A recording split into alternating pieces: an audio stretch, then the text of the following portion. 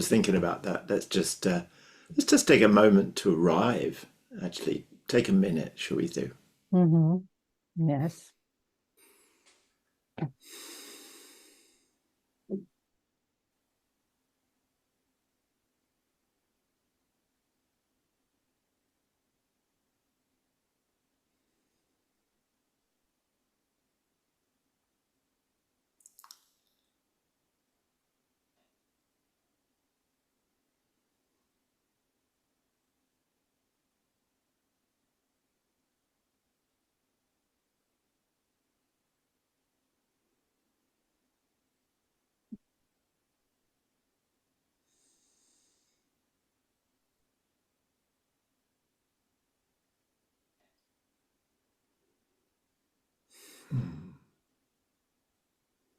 I'm in my heart.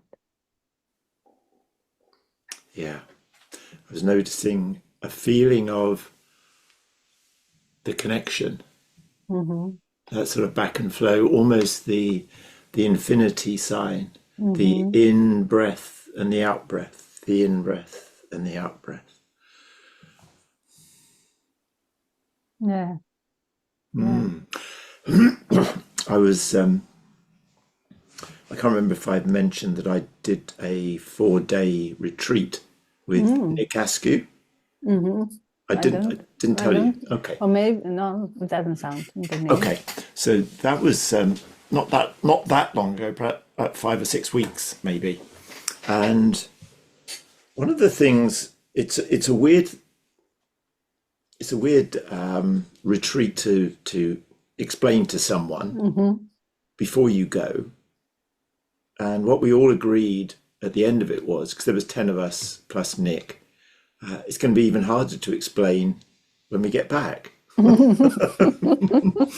For sure. And because his instructions are very simple, come with as little as possible, nothing if you can, and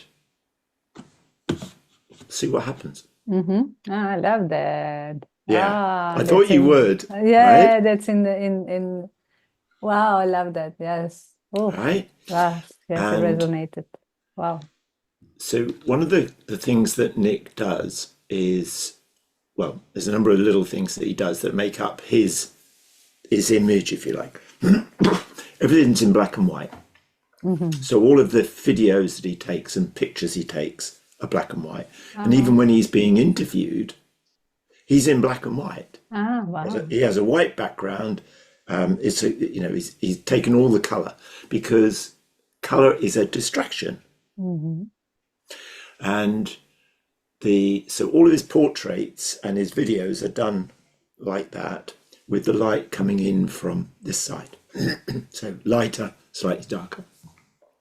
And you'll see on my LinkedIn, I've changed my 2 pictures to reflect that, Ah, because I uh-huh. like that.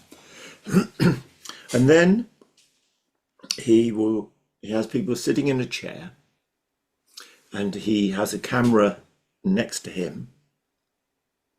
And when he sits with you, he gives nothing away. There's nothing.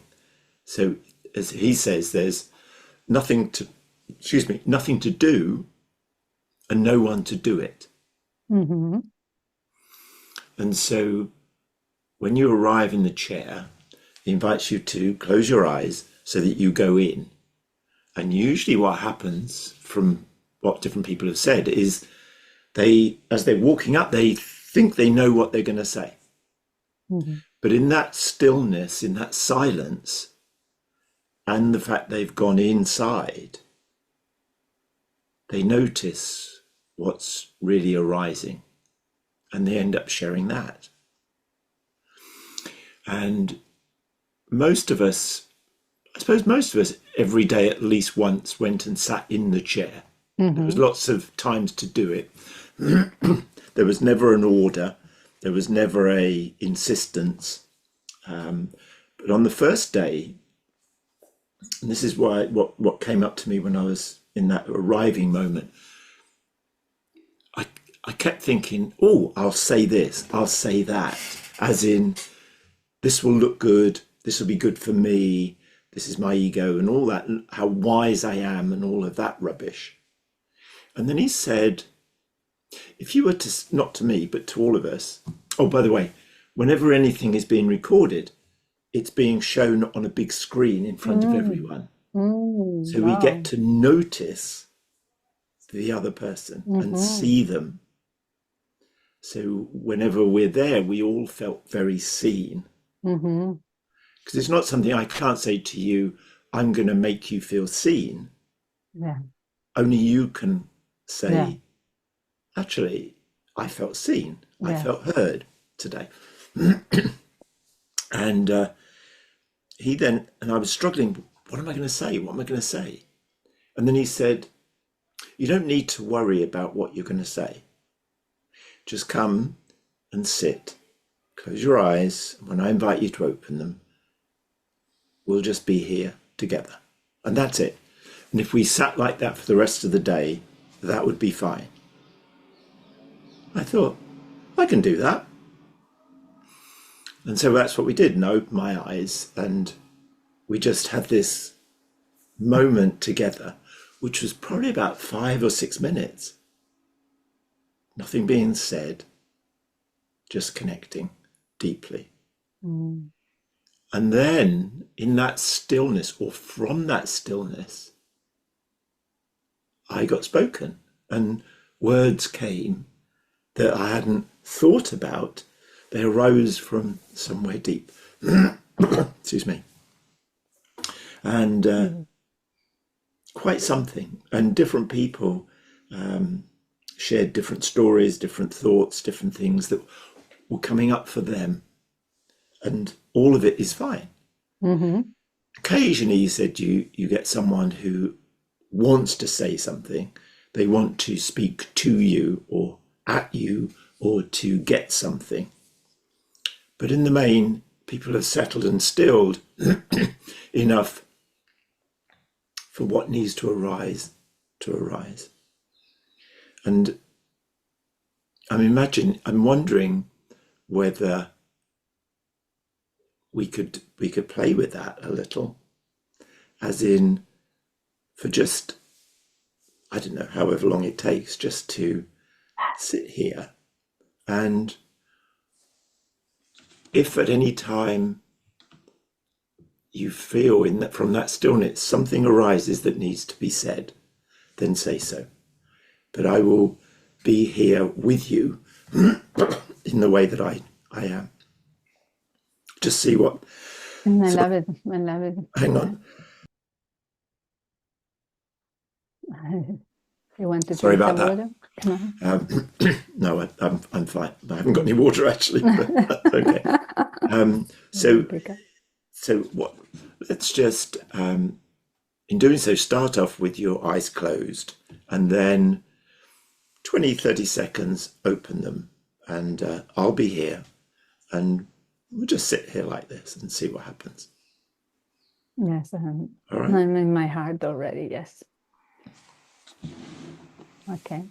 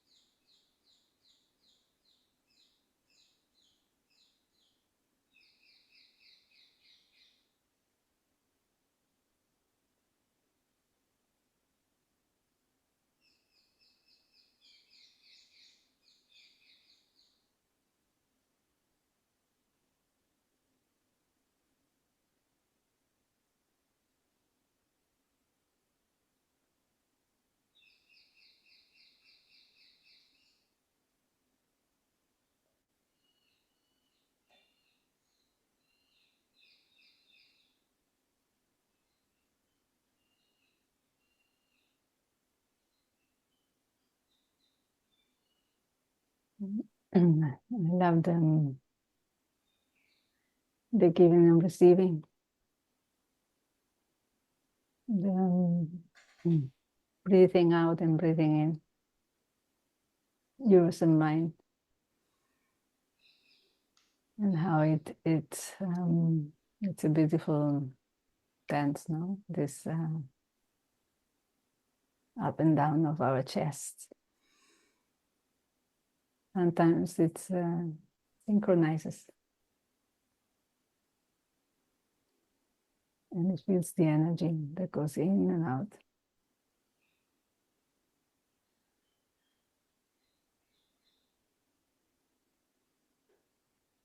And it's beautiful because it's not that you pixelate, it's just that the colors and everything diffuses in just what it is. It doesn't matter what I'm seeing now. It's this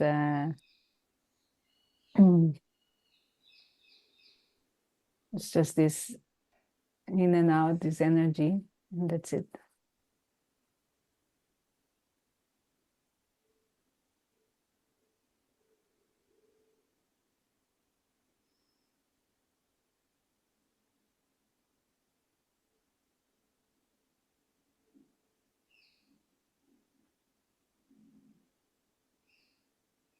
This expansion, love, loving oneness.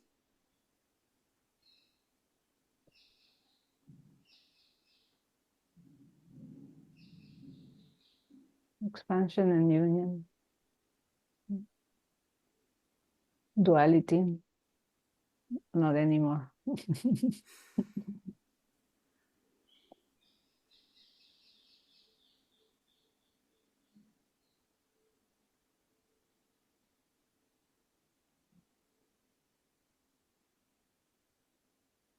Focusing on love, focusing on the energy.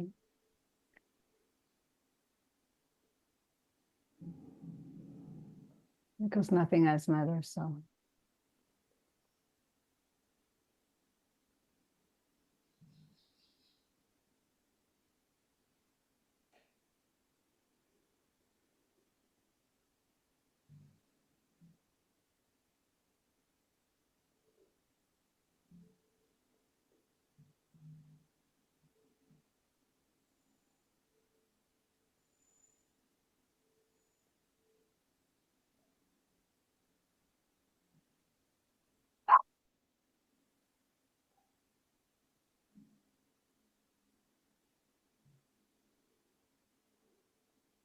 I got interrupted. The bell rang. Right. Okay, Sorry. that's okay. So you need to do what? Do you need to go to the bell? Yeah, go for it. Pity. Yeah. I mean, so imagine that you were doing that, let's say once a day or maybe twice a day for 4 days, and you were watching and witnessing the others doing it as well. And that experience, and the stillness and the quiet, because we were in a farm, just us. How on earth do you explain that? Do you explain it to somebody else apart from trying to give them an experience like we did? But even then, having had a glimpse of that experience, how would you explain it? What's coming up for you when you think it? For me, when you explained it the first time, and now that I've gone through it, but when you explained it the first time, when you mentioned how do you explain someone and everything, and I said, welcome to my world. Right. Yes. Because those things you cannot explain unless you already have experienced them. And it's like when you say, go to the heart, and people are in the mind and never been in their heart. it's very difficult for them to understand what you're saying. It's for them, it's like, you're going, whoo, whoo, and then saying, go to the heart, yes, into love, and all these superficial things that the mind has. But you let them know, you say, no, it's totally different. You experience something, you experience oneness and everything, no? And they don't get it. Very difficult. Yeah. So when you said that, I loved it when I really got like the energy. It was very, very strong when you said that you went there and you had to leave everything behind and just be, and there was no plan. No plan. No plan. And I was, wow, I loved her. I loved it because I said, wow, this is a good something for you to do in the future, not like this, because everyone does it Sure. differently, but it's this, no? At the end, it's this of flowing and being in the heart all the time and letting things unfold and the days unfold with other people and what it's being co-created. This is co-creation. Yep. This is co-creation, is the being in the heart and giving and receiving. It's like you were saying, it's this infinite sign and this infinite flow of giving and receiving. So when I was now in my heart with you, I already was before I had arrived. So I was there and I could have, with the eyes closed, I could have stayed there long. Yes. So I said, well, I guess it's about half a minute. I have to open my eyes. Yeah. And then this flow, no, of giving and receiving between you and me, and you remember many years ago you had some pictures where you defocused but focused, and you were able to see 3D. I remember those. So I was with you the same. Everything was vanishing, and I was just seeing your figure and the chest up and down, and I was feeling this, well, there was the connection. So really it got diffused, but at the same time there was a focus in energy. Yeah. And it's very difficult to explain, yes, because you have to experience it, and no one that has been quiet in their hearts is able to understand the expansion that it creates. Yeah. And the nurturing that you then take from those 4 days, for instance, you then take home. Yeah. You were in oneness with everyone else over there in the stillness, in the nature, and it then continues nurturing your day to day, no? Yeah, it's unforgettable. Yeah, because you have it, these things you experience with all your senses, with all your cells, not senses, the cells, and the, I don't know, the different bodies we have, no, etheric and other things. So they stay impregnated in you. Yeah, great point. Very good point. Yeah, because often he says that when majority of the time, all of us are searching, seeking for the words, for the experience, looking, trying to find, doing, trying to do something, to get something, to be more of something, etc., etc. So we're looking. Whereas what we're saying here is start with nothing and let the words or the experience find you. So they come to you or arise in you or rise from you, around you. I don't know. It's difficult. And I tried to, this is my sort of interpretation of it a little, is that if I can get the lighting's not great. No, but I see it. I see it. Okay, so if I Yeah, right, so the sense is that we're here and yeah. we're looking for the words.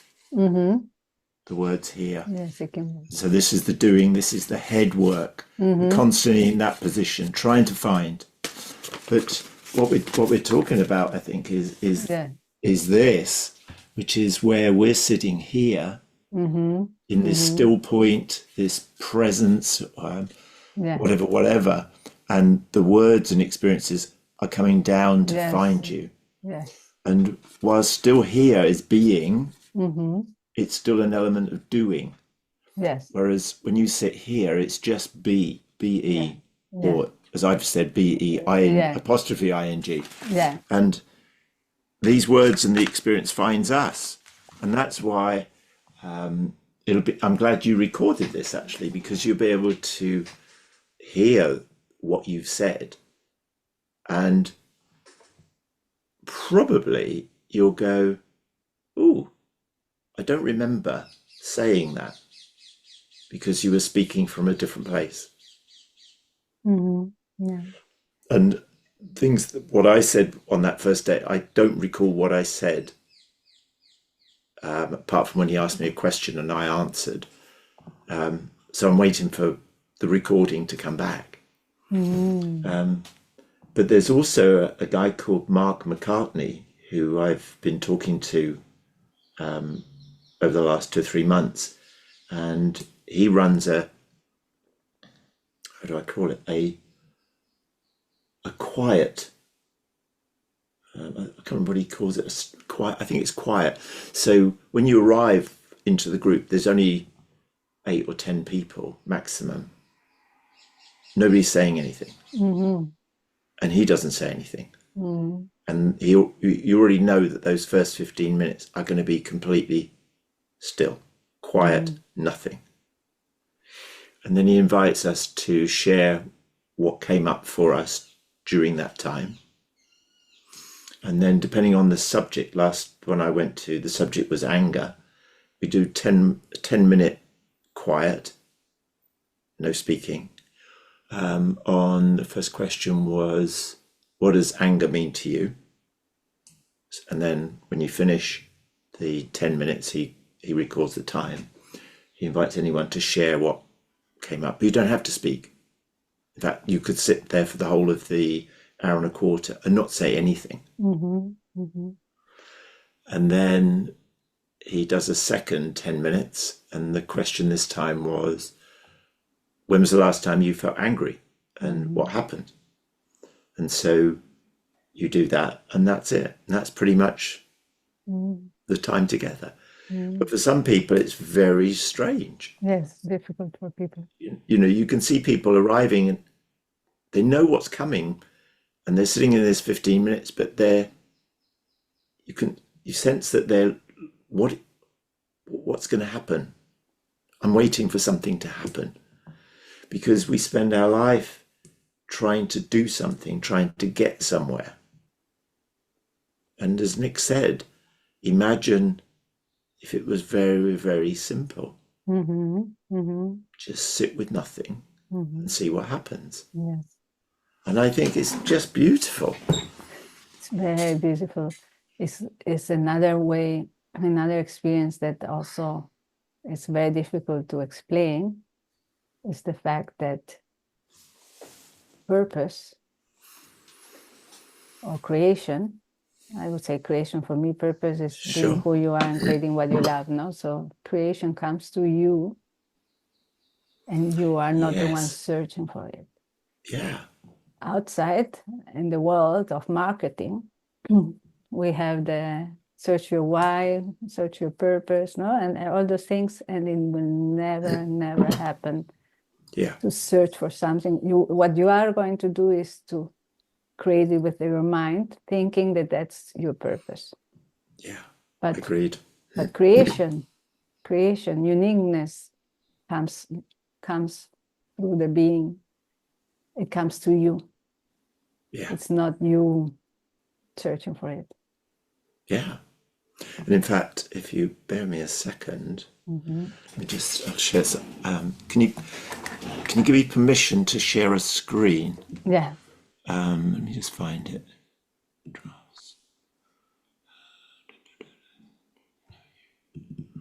Okay, so let me come back. Share. No. Is it? Oh, yeah, got it. Okay. So I've added some more things, but this is some of the things that came up. So as I'll read the top three, which is the important thing. Start with nothing and see what happens. That was from Nick. This is Dave Gilmour, he was the lead guitarist of Pink Floyd. I'm an atheist, so I hate to say it out loud, but there are times when it feels like music is channeling itself when I'm writing. It doesn't always feel like it's something I've done. It somehow just comes through me. And the next one, ideas are living entities that seek to be brought into the world through collaboration with humans. Elizabeth Gilbert believes that the ideas have a consciousness of their own and will find a person who is open and ready to bring them to life. If someone is not receptive to an idea, either due to fear, distraction, or reluctance, the idea will move on to someone else who is more willing to act upon it. This concept emphasizes the importance of being open, available, and ready to engage with creativity when it strikes. It also serves as a reminder not to cling too tightly to ideas, as they are transient and may leave if not nurtured. And that comes from her book, Big Magic. Yes. Yes. So you know of the book, or you know? Yeah, of I read it. I read it. Oh, there you go. So it all makes sense, and it's like, oh, so there are times in those probably peak moments when what needs to be seen, heard, shared, whatever arrives. Yes. Yes. And it's for you to be in the being. Yeah. So to be for you to be open to them and to listen to them and to then create from it. Yeah. Yeah, and that's why it's so. We already once discussed that, no, in one of our calls. That in reality, creation is doing. It's not really doing. We are creating every time as we are doing. If we are creating from the heart, or let's say when we are craving or doing from the heart, it's a creation. Yeah. Or so even when we are being in the heart, by being in the heart, we are these words, these experiences, these things will find us. But if we're seeking, which feels like really noisy, we won't hear it. Yeah, because we are in the mind. Right. And so when we're in the heart, there's a stillness, a quietness, and the whisper that creation offers us. And it's always been there. It's always there. And that's the thing that Nick says that most find the most difficult, is why he sees it as really simple. It was always there. So it's about subtraction. It's about letting go of all the other stuff, all of the noise, letting it drop, drop, drop, drop, drop. Yes. And then when you're in that space, the point of origin, still point, whatever, and not trying. I'm not trying to do anything. I'm just being. And that's when you get to hear the whisper. I like that. Yeah. Because as he said at Pink Floyd, Dave Gilmour says it doesn't feel as though I'm channeling it. It just arrives. So because as I sit with channeling, it feels like it's coming into my head for me to interpret, and whereas this seems to be coming from a different place, Yeah. and only arrives when I'm truly still Yeah. and quiet and present. But for me, that's channeling also, because Okay. because at the end the mind is in service to the heart, so it's in to the heart and to the heart emotion, what it brings. Because when you hear something, when it comes to you, it comes through energy, but the energy is what you are translating through the mind for you to create, or for you to say. But it comes from somewhere else. It comes through the portal, I would say, of the heart. Yeah. The portal of the heart, and then it gets translated, and it's through the mind. But channeling, I think there, as I've heard, there are different. I don't channel via mind, but there are certain people that hear voices, but they hear them in their mind, and then they translate, no? Or they say them. But there are others that hear it from the heart, or from an energy, and then for me that's the heart channeling. Okay. Because there are voices. Some hear voices, but they hear them in the ear, or in the head. Yes. But there are other energies that are really coming through the heart, through the portal of the heart, and not necessarily our voices. It's more this translation that happens, that goes through the heart. So there are, from your awareness, different types of connection that could be called channeling. Yeah, I think and so. Because often, so if you go to see someone, who does a reading, then they are trying to do something. And that's interesting, actually. Yes, because when I've had a number of readings at different times, and there's only one person who, all the others, it felt, looking back on it, that they were trying to find the words. They were, I'm not saying they weren't hearing things, but it did feel more in their mind, and there was a little bit of looking at me for some sort of reassurance, am I on the right track? But this one particular person, once she started, it was a stream of consciousness. There was no looking at me, no stopping, no pausing for any validation or anything like that. It just came through. And it did feel very different, different experience. And I'm more trusting of her than others. Not that I've been to that many, but you know what I mean? Yeah. It's a different sense. Does that make sense? Yes. For me, I think we all are channelers. No? We all, when we are in the being, when we are in our hearts, we are channelers, because the information comes to us. It's not us seeking for them. So yes. We are feeling, we are translating those emotions, the energy into creation. No?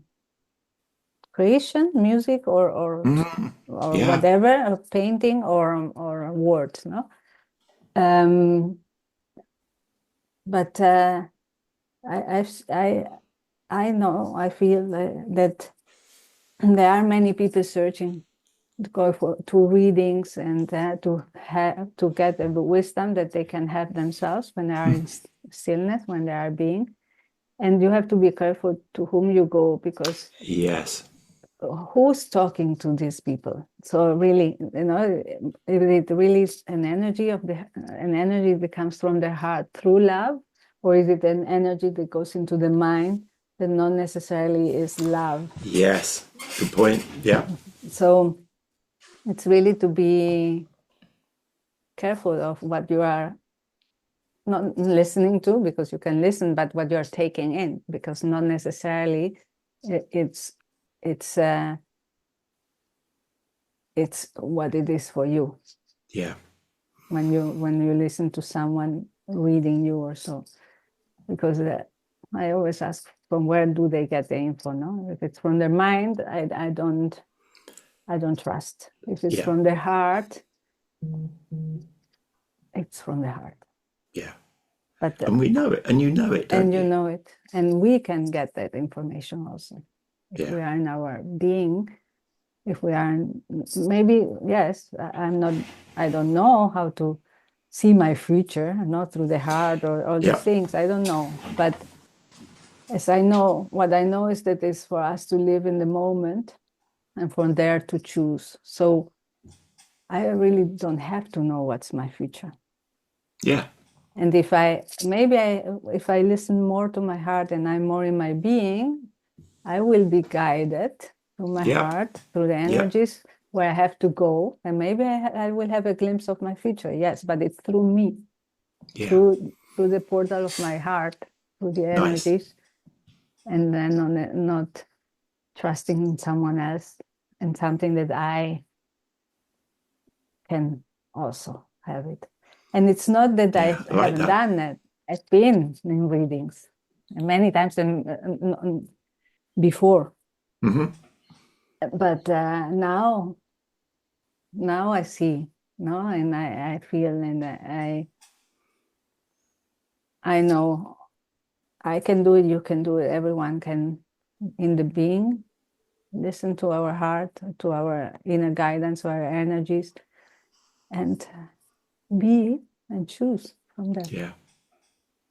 Yeah, I know of a music or a sort of musician who he would often go for 2 or 3 days without sleep, and then he would get the breakthrough. And it makes me wonder, because I don't know much more about it than that whether there is he seeking, surrendering and dropping into that still place, and then it arrives. It was there all the time, but he had to if you like, the mud had to settle, to drop to the bottom, so he can see what's coming towards him, or feel what's coming to, or hear, whatever it is. And they say often that the best ideas arrive when you're not thinking about them. There's a surprise in the shower, or walking the dog, or something like reading that. A book. For me, it happens a lot. I get a lot of intuition. Something when I'm reading a book, and since I'm in the book, but I'm out, I just get something, and I say, okay, and I write it down, and I act on that input that has nothing to do with the book. It's just it came. So as it came, I act on it, and I always remind myself of the book of Elizabeth Gilbert, no, the magic. Big magic, Big magic is if you don't take it now, it will leave. And continue.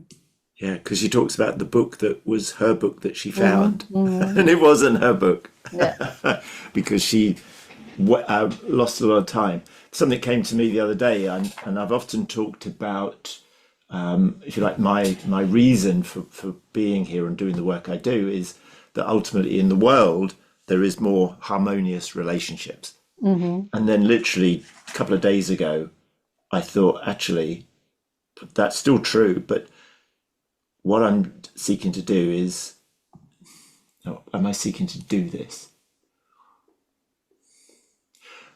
Is, I'll say the phrase, better human beings. As a result of working with me, you will be a better human being. Because you recognize yourself, no? Yeah, because you've done the inner work. So part of what my work is, the listening bit, is about the inner work, enabling you to hear yourself. Yes. And I think as a result of that and the recognition of it and the place that's of ease to be in enables us to be better human beings. Yeah. Even just a simple one. I heard the lovely analogy, they called it the MRI, the most respectful interpretation of their actions. Right? So somebody cuts you up on the road and we could be angry at them and shout and scream and do signs and all of that. Or we could just simply say, that's okay. They could be on the way to hospital to see their birth of their first child, or to be there before their loved one dies. We don't know. And if we can give them that goodwill, then maybe we've got a different outcome. We're not carrying it anymore. I mean, they're not going to hear it anyway. What is it? It's like, they said, it's like holding a hot piece of coal and you can't throw it at the other person. That's what it feels like. I'm going to keep this painful experience and the other person has no idea that you're holding this piece of coal. Yeah. Yeah. And it's like I read somewhere, so it stays with you. If you stay attached to the anger, it goes in you, into yourselves, and it will develop in the future. If you keep it in something, that you are developing your body, because it's an energy that it's not yours. It's an energy that is not part of who you are, so it's not feeling well there, and it will seek somehow to get out of it. Yeah, it needs you. Yeah, don't hold on to it. No. And so if we can let it go with ease and grace, it's okay. Yeah. Which is difficult, because sometimes you are angry and you have the person in front and you still have it after someone in front. Yeah. Or at work or whatever, I don't know, and you are angry, but it doesn't matter. At the end, you're angry. It's difficult to let it go because you're angry. And sometimes I say to myself, what do I do with this? It's there. Yeah. And okay, let it go. Let it go. Someone told you something. Let it go. Yeah. It's difficult, but I work on that. No, I have been working. Well, like everyone, when you're angry. Yeah. But yes, it doesn't serve us. It doesn't serve us. It hurts us. Yeah. There was a woman I remember hearing about where she was separated from her husband, and on the Saturday night, the husband or ex-husband was okay, and it seemed fair that he did it to let his daughter go to a party. His daughter was 15, and when she went upstairs to go to the bathroom or something, another 15-year-old stabbed her to death. Oh. And for some months, the mother shut down, really shut down. She was just, I couldn't deal with it. And then somebody said to her, you seem to be very cold. And she wasn't being critical, more of an observation, because it was a friend. And she had this realization that actually you can't just shut down the bad emotions. You've got to shut them all down. This is Brené Brown's work. And she then changed it. And so she went to visit the young girl who murdered her daughter and forgave her. And it wasn't a friendship, but she became a friend, if that makes sense. And she let it go, hard though it was. She said, if I don't, then there's more loss. Yeah. I'm losing. The person who did it is losing. And I can't bring my daughter back. But just think, wow, to be able to work that through and be able to, I suppose, come out of that deep dive, a different, and I guess it sounds a weird thing to say, a better human being because of it. And who knows what that has done for other people that she'll never know about. Yeah. Hearing that and going, oh my goodness, that's me. I'm in that place of, I can't forgive this person for whatever. Yeah. And here is someone who's able to forgive the murderer of their daughter, her daughter. Yeah. Yeah. Very fragile. And why can't we, there's another guy I know, Andy Bradley, who I learned such a lot from about compassion.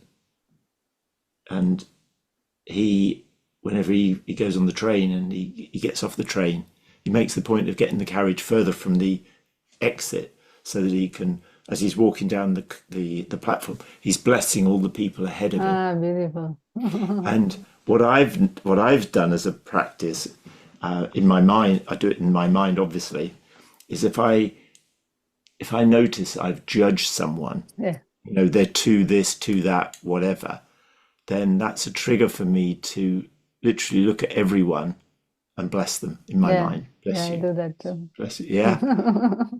It's just like, oh, I've done it again. I'm like, yes, right.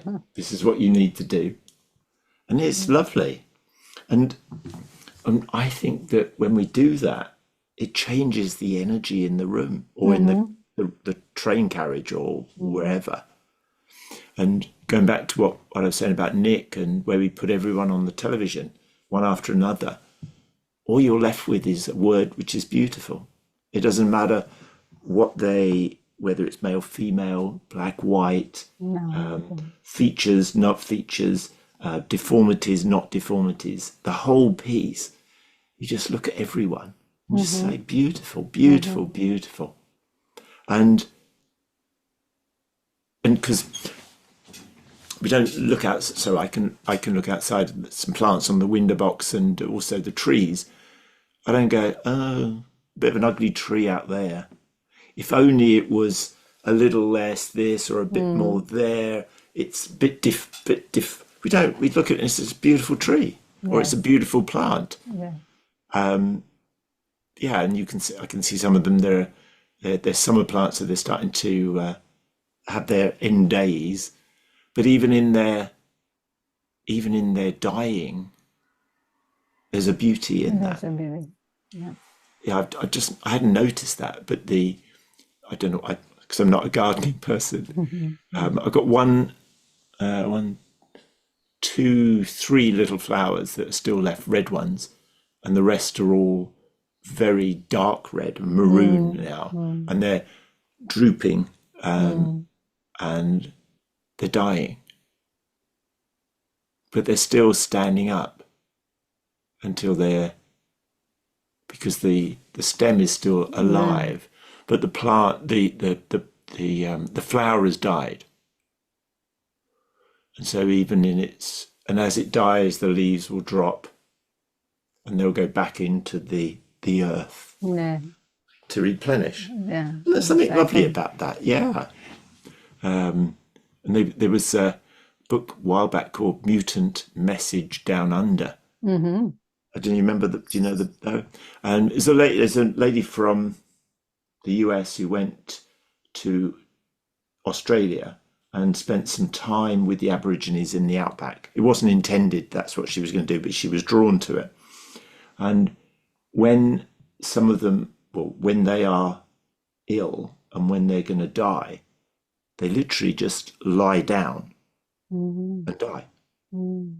There's no burial, and so they are returned to the earth, and so all of the animals and insects and everything will eat them, and it will be dissolved back into the earth or into nature, and and so they see that when there is an animal that's died, it's in service of them to eat, and vice versa.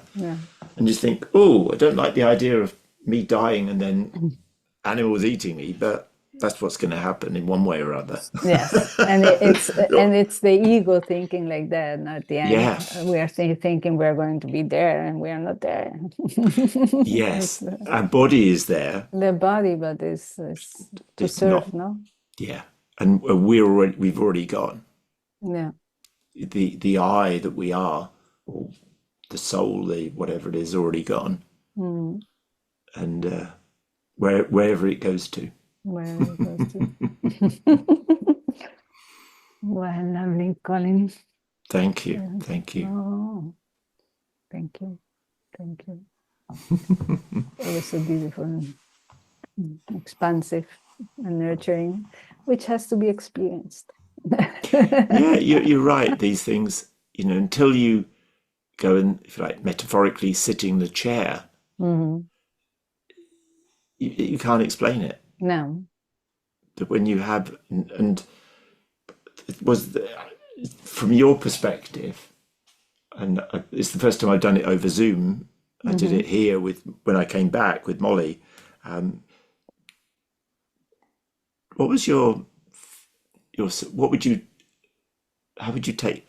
takeaway from that? Even though there's not meant to be a takeaway, No.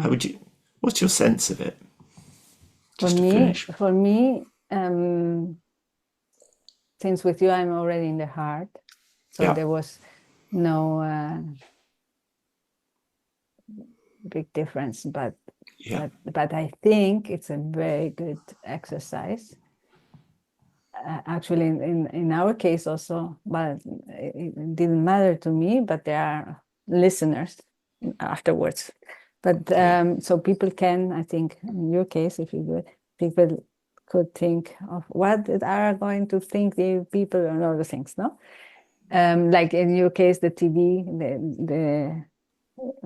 you were being filmed and someone else was seeing it. I think it's a good exercise to go in for people to experience, if they're able to go into their heart, and then to stay in stillness without their mind saying, hey, I have to say something. I know all the things. To learn to be still. Cool. Beautiful. I think it's a very nice exercise. Thank you. And it's for everyone to try it out, I think.